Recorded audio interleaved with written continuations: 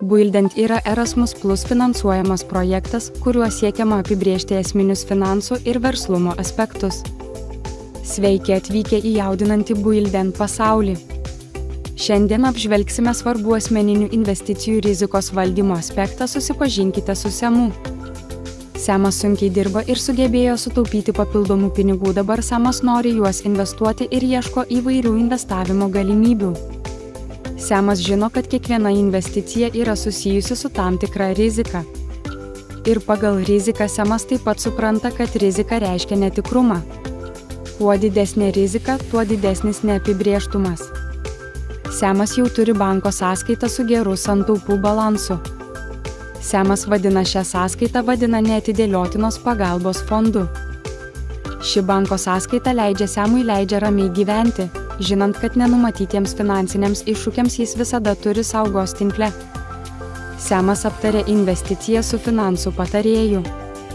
Patarėjas pabrėžia, kaip svarbu yra įvertinti, kaip gerai jautiesi skirtinguose rizikos lygiuose ir patarė visada įvertinti investavimo trukmę.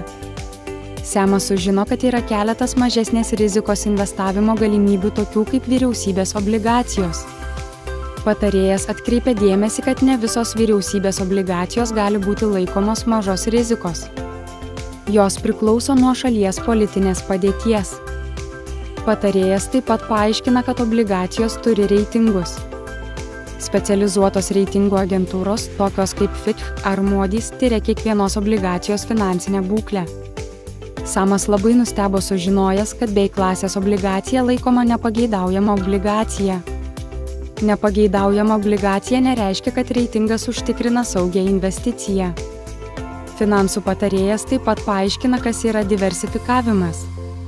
Diversifikavimas tai investicijų rizikos paskirstimas įvairioms investicijoms. Tuomet finansų patarėjas paaiškina investavimo piramidę. Piramidė turi 3 aiškius sluoksnius. Piramidės pagrindas yra pamatas, kuris palaiko viską, kas yra virš jo. Jį turėtų sudaryti nedidelės rizikos investicijos su numatoma grąža.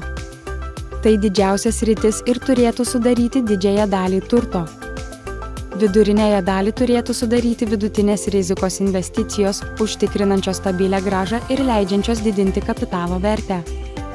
Nors šios investicijos yra rizikingesnės už pagrindą sudarantį turtą, jos vis tiek turėtų būti santykinai saugios. Aukščiausiąjį lygį reikėtų apsvarstyti tik tuo atveju, jei tikrai turite papildomų pinigų, kuriuos galėsite atidėti esant dideliai rizikai. Tai turėtų būti mažiausia piramidės sritis ir ją turėtų sudaryti tik tie pinigai, kuriuos žmogus gali sau leisti prarasti be jokių rimtų pasekmių. Dabar Semas supranta, kad išmintingai investuoti nėra lengva. Prieš investuojant reikia daug ką perskaityti, išmokti ir įvertinti. Ar norite būti labiau finansiškai išprusę? Gilinkitės į mūsų internetinės mokymosi priemonės mūsų svetainėje www.buildent.ev. Buildent yra Erasmus Plus finansuojamas projektas.